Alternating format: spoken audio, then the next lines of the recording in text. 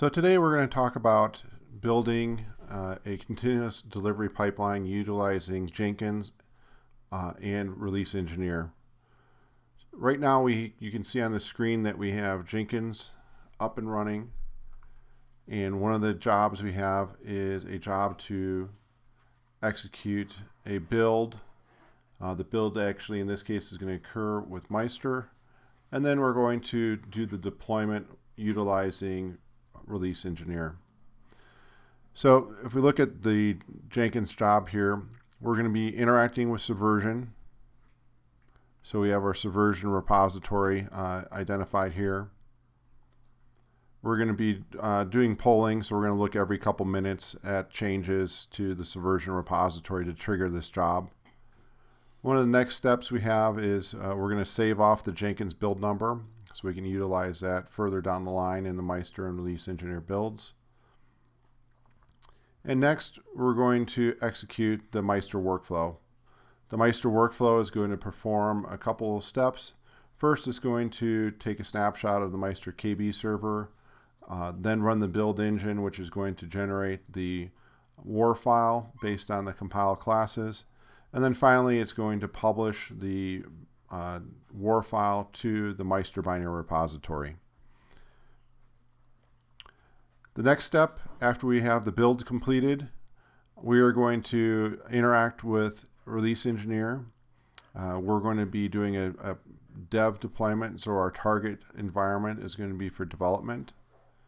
And the application that we're going to deploy is the Subversion dictionary version 1. And we're going to wait for this to complete. And so at that point, after we finish all of the checkout, the build, and then the deploy, we'll have our website updated. So if you look at our website right now, we're at version 1. So let me go ahead and make the change to the source code. Let me save that, check that in.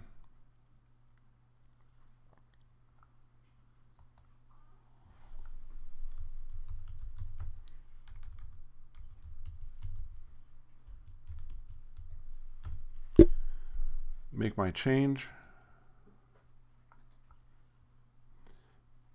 And now we'll wait for Jenkins to come along and recognize that there's a update that's going to occur to the repository. So if we go back up, you can see we're at at build number 25, and in a few minutes we'll get build 26 coming through. While we're waiting for Jenkins to trigger our job, let's go look at Release Engineer and how we have everything structured on that side. So as you recall, inside of Jenkins, we were going to deploy Dictionary Subversion version 1. That is made up of one component, which is a war file. So here we can associate as many components together to be deployed at once. So this can include database components as well as application file components, configuration file changes. Any of those types we can associate with the application and deploy in a single go. Let's go back over to Jenkins.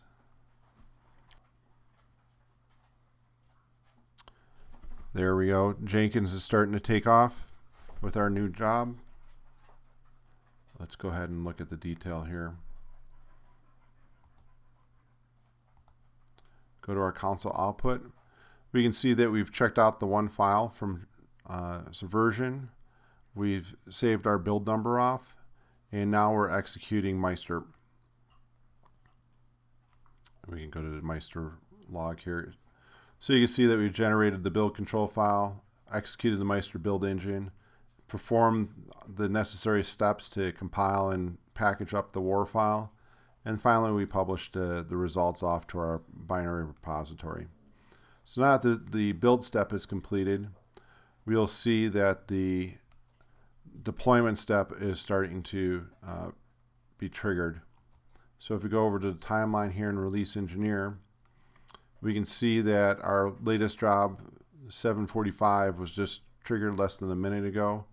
And if we go in, we can see that we checked out version number 26 build 26 from the binary repository, and that we're in the process of deploying to WebSphere. So here's the checkout that occurred, and the rest of it is us interacting with the WebSphere server to deploy the WAR file. So the deployment has been completed. Let's go back over to Jenkins, and you can see that we have a successful deployment here. Let's double check our website, and you can see we are now at version 2. So to recap, we were able to make a source code change utilizing Eclipse and Subversion, having Jenkins monitor that Subversion repository for source code changes, which in turn triggered our job that was build and then deploy with the release engineer. That job went through and performed the Meister build, followed by a publish to, as part of the Meister build, we did the publish to the binary repository, and then followed by that, we did the deployment to the WebSphere server utilizing release engineer. The build step can be replaced by other types of build processes such as Maven. Also, the binary repository can be any repository. Release engineer understands how to pull from Maven repositories, file systems, SCM tools such as CVS, Subversion, Harvest, ClearCase, and Git, and use those as its source repositories for finding the archives, the binary repository. It'll then go ahead and publish out to the target servers based on what servers are in the appropriate environment that we deployed to. Thank you very much. And if you have any questions, please give me a call. Steve Taylor at openmakesoftware.com.